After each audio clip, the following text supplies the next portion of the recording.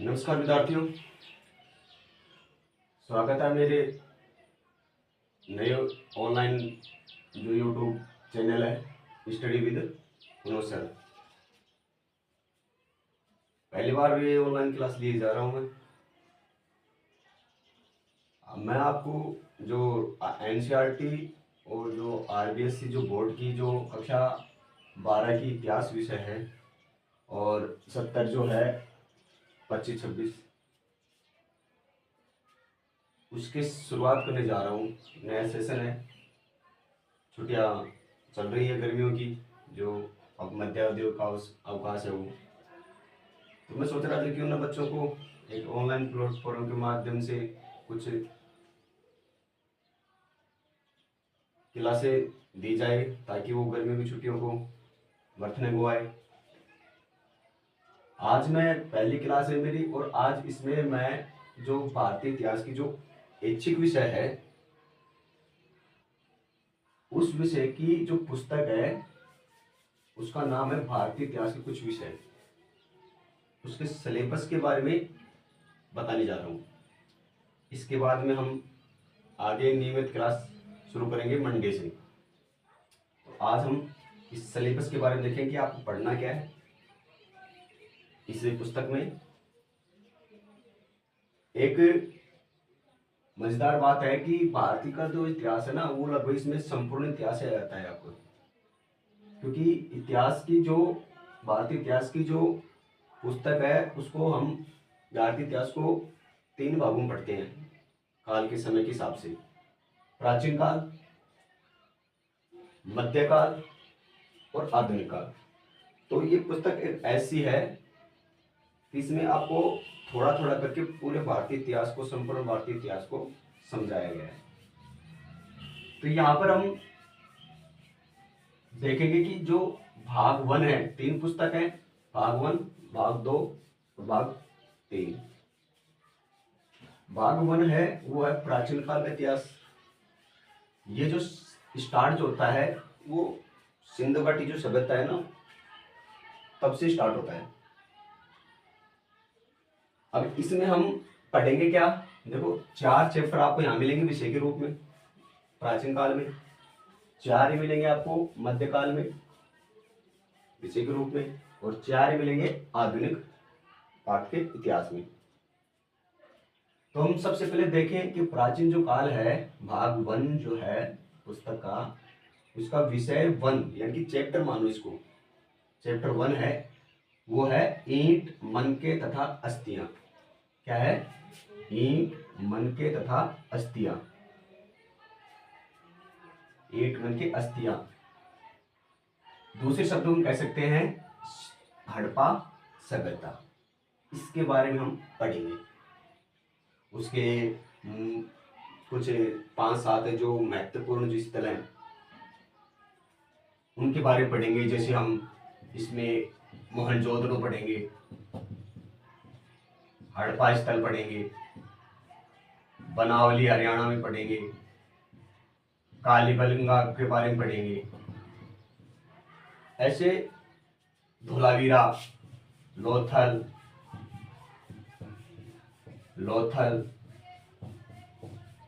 ऐसे करके हम 5-7 जो महत्वपूर्ण जो स्थल हैं सिंधु घाटी सभ्यता की, उसके बारे में हम इस पहले चैप्टर में चर्चा करेंगे। दूसरा जो विषय है अथवा दूसरा जो चैप्टर है वो है राजा, किसान एवं नगर। सिंधु घाटी सभ्यता शहरी सभ्यता थी, ठीक है। तो उसके में जब पहली बार ये राजनीतिक जो जैसे राजा वगैरह है, नगर है, नगरीय शहर ये बने, उस समय के बारे में पढ़ेंगे। तो उस समय राजाओं का उदय कैसे हुआ, किसान जो मुख्य आय का स्रोत था, एक नगर कैसे बने, ठीक है, उसके बारे में इसमें चर्चा करेंगे। पहले चैप्टर में आप ईंट, मनके, अस्थियां, ये यानी कि पुरातात्विक वस्तुएं, ये खुदाई में मिली हमें, इनके आधार पर हम हड़प्पा सभ्यता का अध्ययन करेंगे। सेकंड में राजा, किसान और नगर, यानी कि आरंभिक राज्य कौन कौन से थे, आरंभिक राज्य कौन कौन से थे। इनमें हम जैसे जो महाजनपद है, 16 महाजनपद, उनके बारे में पढ़ेंगे। जनपद, महाजनपद, कैसे लोग नगरों का विकास कैसे किया, वहाँ की नगरों में अर्थव्यवस्था क्या थी, जैसे व्यापार करना, परिवहन करना, नगरों का निर्माण करना, वो सब हम इसमें पढ़ेंगे। मुख्य रूप से 16 महाजनपद, ये मुख्य रूप से रहेगा। इसके बाद में पढ़ेंगे हम बंधुत्व, जाति तथा वर्ग, जो विषय 3 है। बंधुत्व, जाति, वर्ग अर्थात आरंभिक समाज, जो पहली बार जो समाज का निर्माण हुआ उसके बारे में पढ़ेंगे। इसमें हम पढ़ेंगे जैसे महाभारत के कुछ विषय हैं, उसकी में पढ़ेंगे। महाभारत एक ऐसा ग्रंथ है भारतीय इतिहास का जिसको में हमें भाईचारा, जाति, वर्ग, जो समाज किस प्रकार बटा हुआ था, वर्ण वर्ग, वो सारा इसमें पढ़ेंगे। ये जो हड़प्पा सभ्यता है वो हम इसमें पढ़ेंगे 2600 ईसा पूर्व से लेकर 2600 ईसा पूर्व लगभग 1700 ईसा पूर्व के बीच में पढ़ेंगे। ठीक है। ऐसे ही जो ये राजा वर्ग है ये 600 ईसा पूर्व से लेकर 600 ईस्वी के बीच में पढ़ेंगे। ऐसे बंधुत्व वाला ये भी 600 ईस्वी पूर्व से 600 ईस्वी के बीच का टाइम पीरियड है इसका। विचारक चौथा है विषय, विचारक, विश्वास और इमारतें, यानी कि प्रमुख विचारक, यानी कि इसमें हम पढ़ेंगे बौद्ध धर्म, जैन धर्म के बारे में, उनकी किताबें वगैरह, उसमें बनी हुई इमारतें वगैरह, ये सब इसमें पढ़ेंगे हम। मुख्य टॉपिक रहेगा बौद्ध धर्म और जैन धर्म, महात्मा बुद्ध, महावीर स्वामी, वो सब पढ़ेंगे, यानी कि भारतीय इतिहास का सांस्कृतिक विकास पढ़ेंगे इसमें। तो इस प्रकार पहली बुक में आपको 4 चैप्टर देखने को मिलेंगे जो विषय के रूप में है। ईंट मन की अस्थियां अथवा हड़प्पा सभ्यता, राजा किसान नगर अथवा आर्यिक समाज और अर्थव्यवस्था कैसे चली। तीसरा जो है बंधुत्व, जाति, वर्ग, समाज का बंटवारा कैसे हुआ, कैसे नहीं हुआ, यानी कि आर्यिक समाज, वो सब पढ़ेंगे। चौथा है विचारक, विश्वास और इमारतें, यानी कि सांस्कृतिक विकास कैसे हुआ, भारतीय इतिहास का सांस्कृतिक विकास कैसे प्रारंभ हुआ। ये हम पहली पुस्तक में देखेंगे। 4 चैप्टरों के रूप में 4 पार्ट हैं जिनको हम विषय के रूप में पढ़ेंगे। तो प्राचीन काल के अंदर ये 4 हैं। ऐसे ही मध्यकाल की जो पुस्तक है वो, उसमें भी विषय 5, 6, 7 और 8 यानी कि 4 ही चैप्टर हैं। तो इसमें देखिए आप 5वां जो चैप्टर है मध्यकालीन भाग 2 है यात्रियों के नजरिए, या यात्रियों के नजरिए यानी कि भारत में विदेशी यात्री यहाँ आए थे, हमें इंसान खाए, विशेषकर यहाँ पर बर्नियर के बारे में पढ़ेंगे, मेगास्थनीज के बारे में पढ़ेंगे, और जो अल्बरूनी है उनके बारे में पढ़ेंगे, जो विभिन्न समय में भारत में आए थे, विभिन्न समय में भारत में आए थे, यानी कि 10वीं से 17वीं शताब्दी के मध्य वो भारत में रहे। भारत में रहने के बाद में यहाँ पर भाषा सीखी, फिर इन्होंने भारतीय जो समाज है उसके बारे में उन्होंने पुस्तकों में लिखा। तो बर्नियर, मेगास्थनीज और बर्नियर, मेगास्थनीज, इसके अलावा जो भी अल्बरूनी, ये जो विदेशी यात्री थे वो भारत में आए, भारत में रहे, भारतीय समाज के बारे में अपनी पुस्तकों में लिखते हैं। और वो कब की 10वीं से 17वीं शताब्दी की चर्चा करते हैं कि 10वीं और 17वीं शताब्दी के बीच में भारत के अंदर समाज कैसा था, कैसा नहीं था, उसके बारे में यहाँ पर चर्चा करेंगे। विषय 6 है भक्ति, सूफी परंपराएं। दक्षिण भारत में भक्ति आंदोलन की शुरुआत होती है, तो हम भक्ति आंदोलन के बारे में पढ़ेंगे। सूफी, जो सूफी संत है उनके बारे में चर्चा करेंगे। उन्होंने धार्मिक विश्वासों को कैसे चेंज किया।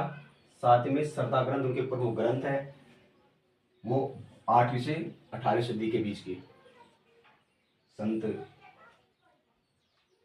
रामानंद, शंकराचार्य, ऐसे सूफी संत हुए हैं, भक्ति संत हुए हैं, तो वो सब इसमें पढ़ेंगे। विषय 7 है, उसमें हम पढ़ेंगे एक साम्राज्य की राजधानी, यानी कि विजयनगर। एक साम्राज्य था कर्नाटक, हम्पी के आसपास, और उसकी राजधानी थी विजयनगर। बहुत ही फेमस राजधानी थी, हिंदू शासक थे यहाँ पर। जो बहमनी साम्राज्य था उसमें हम चर्चा करते हैं। हरिहर का 2 भाई थे। 1336 में इस नगर की स्थापना होती है।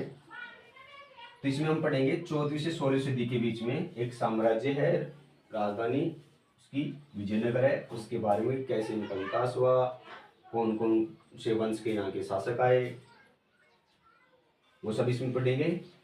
इसके बाद में हम पढ़ेंगे विषय 8 के रूप में किसान। ये आ जाता है आपको मुगल काल।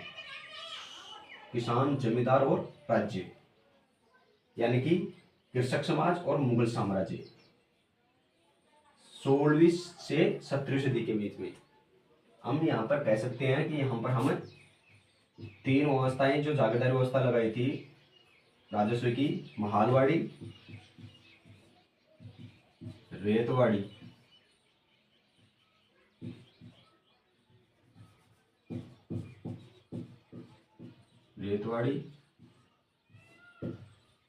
ये जो व्यवस्थाएं हैं उनके बारे में पढ़ेंगे हम। जब अंग्रेज भारत में आ गए थे, धीरे धीरे अंग्रेजों ने भारत के जो मुस्लिम शासक थे उनको हरा करके नई जमींदारी व्यवस्था लगाई थी, टैक्स सिस्टम नया लगाया था, राजस्व व्यवस्था नई लगाई थी। तो उस समय की इसमें चर्चा करेंगे, उस समय के बारे में। इसके बाद में हम पढ़ेंगे आधुनिक काल। आधुनिक काल तीसरी पुस्तक है ये, भाग 3, विषय 9 है, यानी चैप्टर नंबर 9। इसमें पढ़ेंगे हम उपनिवेशवाद और देहात, यानी कि कैसे विदेशी जो कंपनी आई, विशेषकर अंग्रेज या अंग्रेजी कंपनी, इन्होंने किस प्रकार भारतीय जो क्षेत्र थे उन क्षेत्रों को कैसे उपनिवेशवाद में बदला, कैसे उनको कब्जा किया, कैसे अपना व्यापार बढ़ाया। साथ में देहात यानी कि ग्रामीण क्षेत्रों पर कैसे उन्होंने अपना कब्जा करके मतलब उनको एक उपनिवेश के रूप में संग्रहित किया। उन सबको पढ़ेंगे, लेकिन उसमें पढ़ेंगे कहाँ से, जो उस समय के ही जो लेख हैं, सरकारी अभिलेखों का अध्ययन करेंगे इसमें, यानी कि लेख हैं, यानी कि उस समय की पुस्तकें हैं, बहियां हैं, उसके बारे में यहाँ पर हम चर्चा करेंगे, अभिलेखों के बारे में। जो सरकारी अभिलेख है ना, जो यानी कि उस समय के पत्र वगैरह कौन थे, किस शासक ने किस अंग्रेज अधिकारी को पत्र लिखा, वो सब इसमें सब पढ़ेंगे। नेक्स्ट जो विषय नंबर 10 है और वो है विद्रोही एवं राज। सीधा सीधा है 1857 की क्रांति। कैसे क्रांति हुई, 1857 क्रांति, उन सब के बारे में यहाँ पर चर्चा करेंगे। उसके कारण, 1857 की क्रांति का कारण, असफलता के कारण, उसकी पृष्ठभूमि, वो सब हम इसमें पढ़ेंगे। विस्तार से नहीं पढ़ करके हम वाली क्लास है तो संक्षिप्त रूप में पढ़ेंगे यहाँ पर। नेक्स्ट जो विषय है वो है 11 महात्मा गांधी और राष्ट्रीय आंदोलन। महात्मा गांधी और राष्ट्रीय आंदोलन, महात्मा गांधी और उसके द्वारा राष्ट्रीय आंदोलन में इसका योगदान वगैरह। और विशेषकर इसमें जो टॉपिक रहेगा वो होगा सविनय अवज्ञा आंदोलन, यानी कि 1930 से आगे। और इसमें महात्मा गांधी नहीं, इसमें महात्मा गांधी का आंदोलन तो आएंगे, साथ में 1930 के आगे राष्ट्रीय जो आंदोलन हुए हैं ना, वो सब इसमें पढ़ेंगे। गांधी जी के बारे में आप 10th क्लास में पढ़ चुके हो तो आसानी रहेगी यहाँ पर पढ़ने में। नेक्स्ट जो है लास्ट जो विषय है, यानी कि पार्ट है, वो है 12th, यानी कि 12वां पार्ट है, 12वां चैप्टर है, और उसका नाम है संविधान का निर्माण। भारत आज़ाद हुआ 1947 में। उसके बाद में 1949 में, 26 नवंबर 1949 में आपका संविधान बना। 26 जनवरी 1950 को संविधान लागू हुआ। तो संविधान का निर्माण कैसे हुआ, कैसे नहीं हुआ, किन किन का योगदान था, कैसे कैबिनेट मिशन भारत आया, उस कैबिनेट मिशन के तहत ही संविधान का निर्माण किया गया। यानी कि एक नए युग की शुरुआत हुई। नए युग यानी कि भारतीय इतिहास की दृष्टि तो नया युग ही था। आज़ाद हो गए थे, हम खुद का संविधान लागू किए थे। तो इस प्रकार हम जो भारतीय इतिहास कुछ विषय है उस पुस्तक को 3 पुस्तकों में पढ़ेंगे हम। प्राचीन काल, मध्यकाल और आधुनिक काल। ये आपका सिलेबस रहेगा। 70, 25, 26 में जो पिछले साल था 24-25 का, वो इसमें रहेगा, कोई चेंज नहीं हुआ है।